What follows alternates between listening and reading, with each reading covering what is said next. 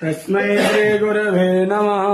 गुरुर्ब्रह्मा गुरुर्विष्णु गुरुर्देवो महेश्वरः गुरुः साक्षात् परं ब्रह्म तस्मै श्री गुरवे नमः।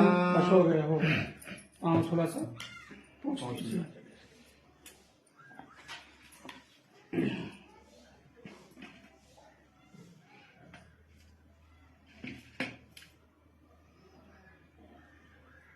लीजिए, थोड़ा सा अच्छा छोड़ दीजिए।